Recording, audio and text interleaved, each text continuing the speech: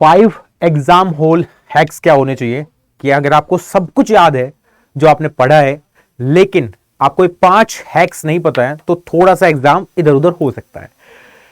आपने कितनी सारी मेहनत की, आपने बहुत सारी एफर्ट मारे हैं इससे पहले एग्जामिनेशन, क्योंकि कल से स्टार्ट हो रहे हैं, तो आपको ये पता होना चाहिए कि एग्जाम से पहले ये सब चीजें आई थिंक मेरे को पता हो, तो एग्जाम में जब मैं अपियर करूंगा एग्जाम को एग्जाम हॉल में, तो वो सब चीजें बिल्कुल परफेक्टली हो, वहां पे कोई भी गड़बड़ ना हो। तो आपको पता होनी चाहिए 5 हैक्स, तो एटलीस्ट आपको पता होनी चाहिए। जानते हैं एक बार क्या है वो हैक्स, जिससे कि आपको एग्जाम के दौरान बहुत फायदा होने वाला है।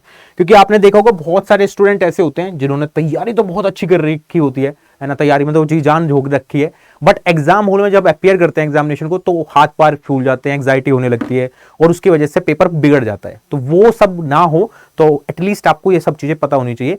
पहले जानते हैं कि क्या है। First is the backdoor brainstorm.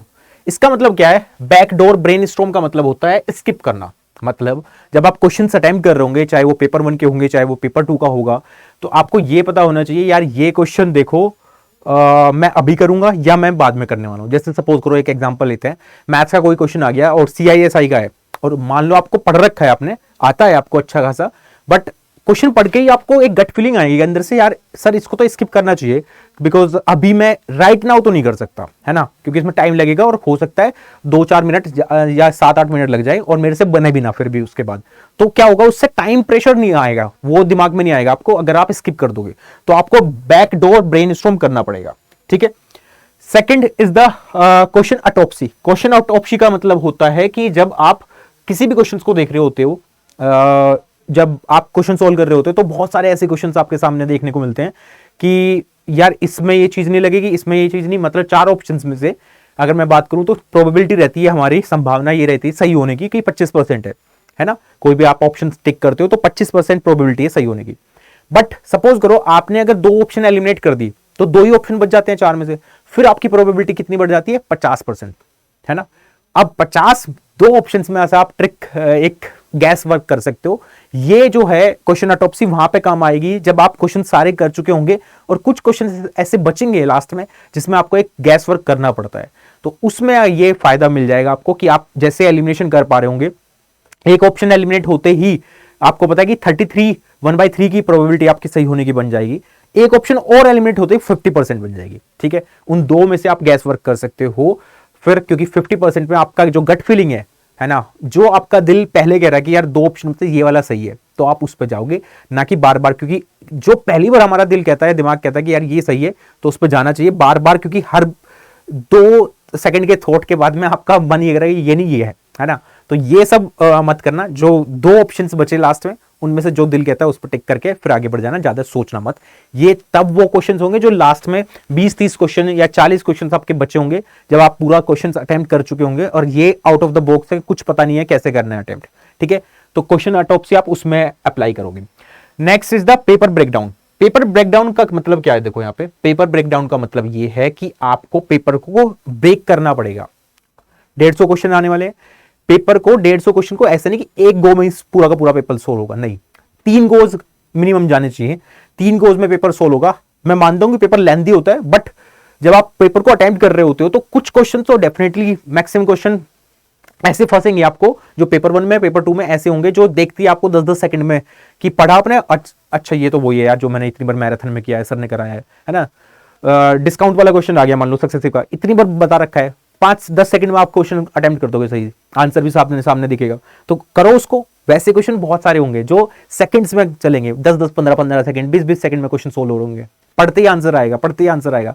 Current affairs के क्वेश्चन आ गया, थ्योरेटिकल जितना पोर्शन है हमारा पेपर 1 में या पेपर 2 में, देखते ही आपको काम करना पड़ेगा। तो पहले गोज में वो सारे अटेम्प्ट हो जाएंगे। सेकंड गोज में मॉडरेट, जो मैंने बताया अभी आपको कि वो क्वेश्चन जो आपको थोड़ा लेट या फिर मार्क फॉर रिव्यू वाले जो क्वेश्चंस होंगे, जो आपको कि यार अभी नहीं कर सकता मैं, बस सेकंड गोज में करूंगा, वो क्वेश्चन उसमें अटेम्प्ट करने हैं।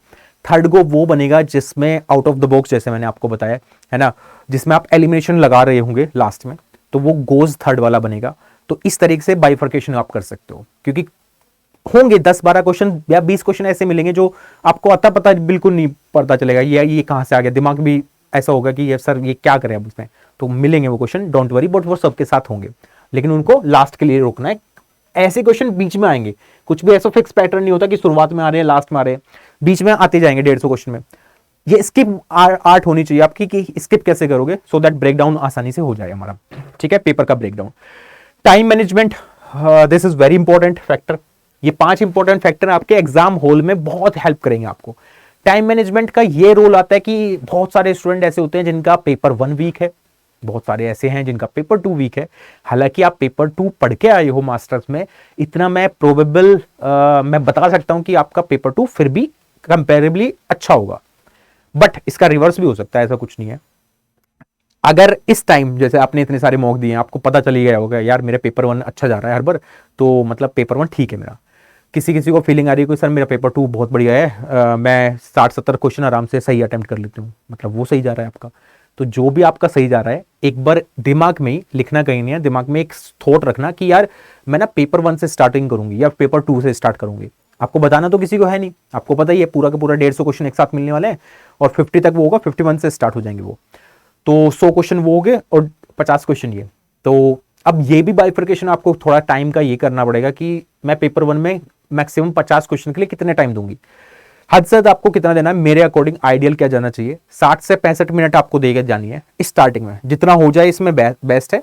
फिर तुरंत स्विच कर जाना पेपर 2 में, फिर बाद में पेपर 2 में टाइम ज्यादा नहीं लगेगा क्योंकि स्किप करते हुए आगे बढ़ रहे होंगे, तो वो टाइम जो बचेगा वो फिर पेपर 1 में आ जाएगा, क्योंकि पेपर 1 में कैलकुलेशन वाले क्वेश्चन से देखेंगे, आपको डीआई दिखने वाला है, मैथ्स के क्वेश्चन होंगे, एलआर होगा, है ना, आईसीटी के न्यूमेरिकल्स मिल सकते हैं, तो यहाँ पे टाइम ज्यादा लगेगा, तो वो टाइम आप वहां से इन्वेस्ट करके इधर निकाल सकते हो। बट ये थॉट दिमाग में हो जाना चाहिए एग्जाम में अटेम्प्ट करते टाइम कि मेरे को कौन सा पेपर स्टार्ट करना है या कितना किस में टाइम देना है।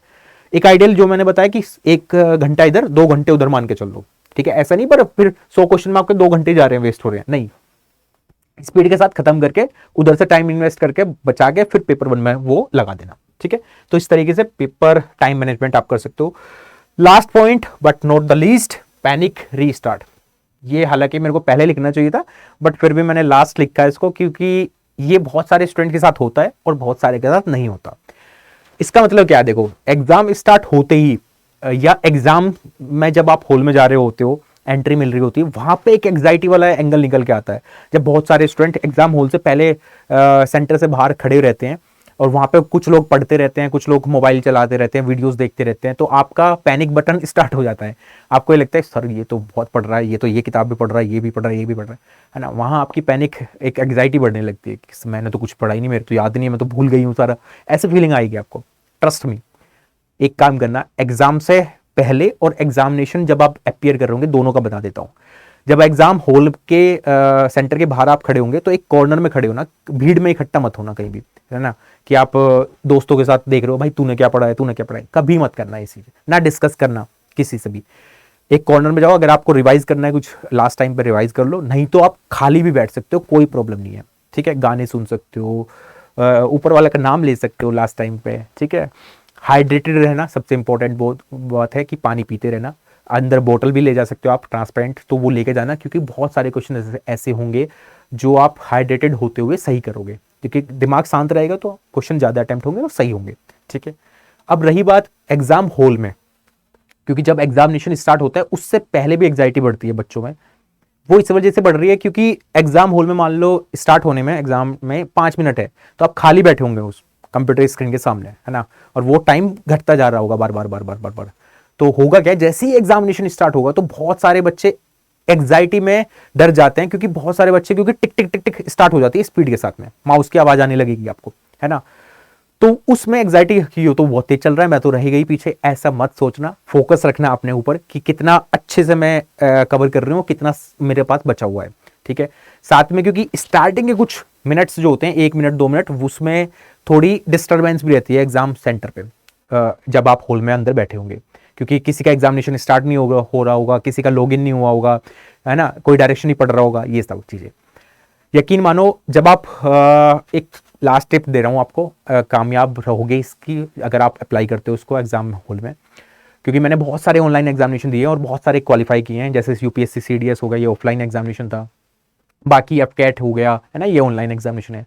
तो अगर आप इंग्लिश में क्वेश्चन पेपर अटेम्प्ट कर रहे हो या हिंदी में कर रहे हो, उससे पहले डायरेक्शन आती है, इंस्ट्रक्शन, है ना, कि भाई 4 ऑप्शंस आपको मिलेंगे, नेगेटिव मार्किंग कोई नहीं होगी, इस तरीके से एक पेज भरा होता है पूरा।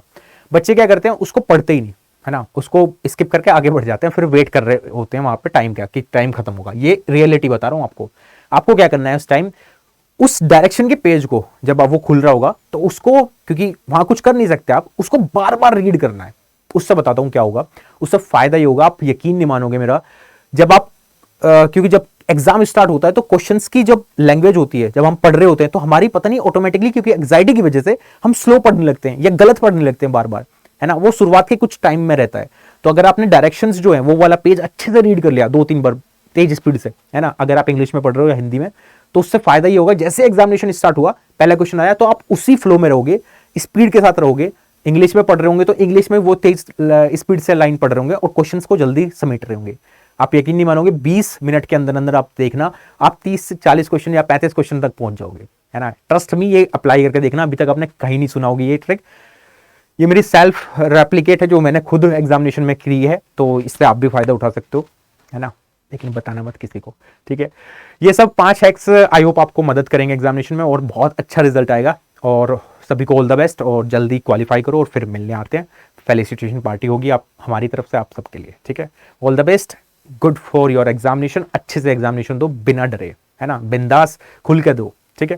Thank you so much. अगर ये वीडियो अच्छा लगा है तो लाइक कर सकते हो, सेशन पर नए हो, इस चैनल पर नए हो तो सब्सक्राइब करके जाना और फिर वीडियो को शेयर भी कर सकते हो। Thank you so much guys.